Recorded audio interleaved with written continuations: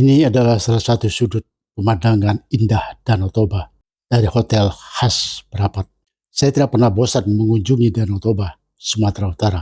Danau vulkanik terbesar di dunia ini membentang sepanjang 100 km dengan lebar 30 km dan kedalaman sekitar 500 meter.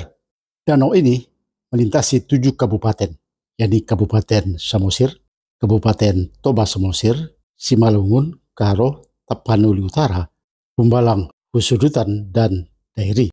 Jalan-jalan sepanjang sisi Danau Toba meliuk di antara kaki gunung dan bukit dan juga hutan pinus. Keindahan yang nyata. Dari berbagai penelitian, di antaranya oleh Christine Lane dari Universitas Oxford, Inggris, pada April 2013, menyebutkan bahwa letusan Gunung Toba merupakan peristiwa vulkanik paling eksplosif sekitar 75.000 tahun yang lalu.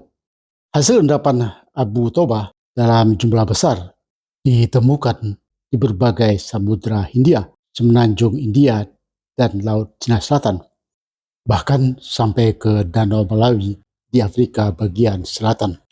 Peneliti yang lain menyebutkan pula bahwa Danau Toba terbentuk karena letusan gunung berapi supermasif dan paling eksplosif terbesar di bumi. Letusan ini memicu perubahan iklim global dan bahkan berdampak bagi populasi manusia di seluruh dunia. Letusan Toba juga menewaskan sebagian besar manusia yang hidup masa itu, hingga mempengaruhi genetika populasi manusia di seluruh dunia sampai saat ini. Kini, Danau Toba menjadi destinasi wisata terkemuka di Indonesia. Hotel-hotel berdiri di semua sisi danau ini. Tapi sayangnya, ulah sejumlah korporasi menyebabkan kerusakan hutan di sekitar Danau Toba. Mereka menebang pohon hingga ratusan hektar untuk kepentingan bisnis mereka. Lumpur dari erosi juga menimbulkan pendangkalan sungai-sungai di sekitar Danau Toba. Harian Republika melaporkan Selasa 22 Juni tahun 2010, kerusakan ekosistem hutan di Danau Toba dalam tingkat sangat mencemaskan. Penggundulan hutan bukan hanya menghilangkan keindahan alam, tapi juga mengakibatkan permukaan air Danau Toba tidak stabil dan cenderung menurun. Kepala Dinas Pariwisata Kabupaten Samosir, Ombang Siboro, yang dikutip Kompas Senin 27 Agustus 2018, menyebutkan dampak dari kerusakan lingkungan Danau Toba menyebabkan penurunan permukaan air sekitar 2,5 meter, yang menyebabkan bergesernya garis pantai 50 hingga 80 meter semakin ke tengah danau. Dalam laporannya 7 Desember 2023, Kompas memberitakan penebangan hutan secara ilegal di hulu daerah aliran sungai menimbulkan banjir bandang dan tanah longsor di Humbalang, Husudutan pada Jumat 1 Desember 2023 malam.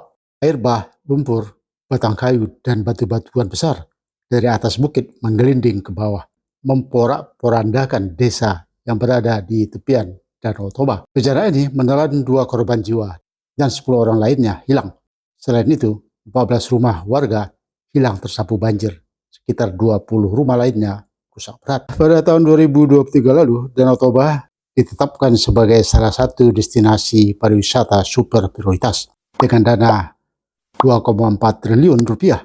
Berbagai infrastruktur dibenahi dengan standar internasional, termasuk jembatan Tano Ponggol, revitalisasi Danau Toba, dan penataan kawasan tepi Danau Toba. Sayangnya, seperti ditulis Kompas, pembangunan infrastruktur Danau Toba belum diimbangi kecepatan perbaikan dan pencegahan kerusakan lingkungan.